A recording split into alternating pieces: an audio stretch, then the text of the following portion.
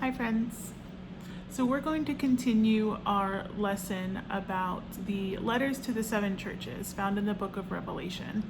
So these letters were from Jesus and they were drafted by the Apostle John and given to seven different churches in what we now refer to as Asia.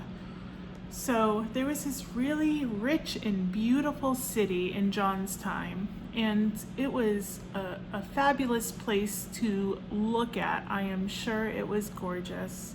But you know what?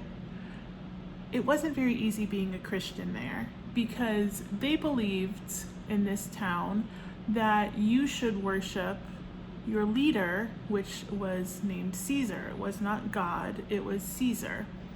So that was called their emperor. So all these people were made to worship Caesar.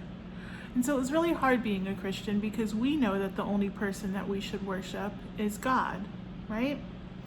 And if you refuse to worship Caesar in this time, you could die. So it was pretty tough believing in God, believing in Jesus. And there were some other people in this town, and they were some Jews in Smyrna, and they were also really mean to Christians, and they were accusing them of not believing in God and not being loyal to their government.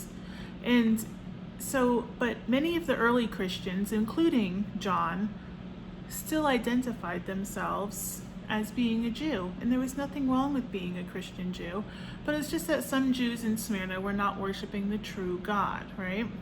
So this town, in the letter, Jesus says, you've experienced persecution, you've experienced poverty, meaning you've gone through some hard times. And instead of saying, but they're going to get better, do you know what Jesus said? He said, they might get a little worse. They might get a little bit worse.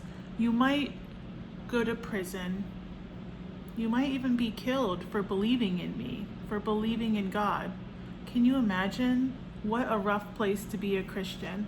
It sounds kind of scary, doesn't it? But it's not. Because Jesus tells these Christians to be brave and to not be afraid, because he knew what it was like to suffer, and he knew what it was like to have people not really like you. And another thing that's pretty amazing is death is temporary if you believe in Jesus. So he reminds us, he says, if you are faithful, even to the point of death, he will give them a crown of life. He will raise them from the dead. Isn't that amazing? So he said, don't fear these men. Don't listen to these men. Don't worship these men. You worship the one true and only God, right? So I can't imagine that. I was trying to picture in my mind what that would be like if I was told I cannot worship God or I might die. Would you still worship God? What would you do? That has to be scary, but it feels good in my heart to know that Jesus said, do not be scared, because he knows what's going to happen to us, and he knows that he has got it under control and that everything will be okay.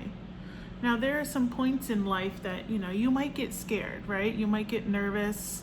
Maybe things like the first day of school, or starting a new summer camp program, or meeting a new friend, or going someplace that you've never been before, or maybe a doctor's appointment. All these things make us a little bit nervous, right? But Jesus says, do not fear, because he is always with us. And we have to trust in him and worship him and love him until the very, very end. I'll see you next week again in person, friends. Bye-bye.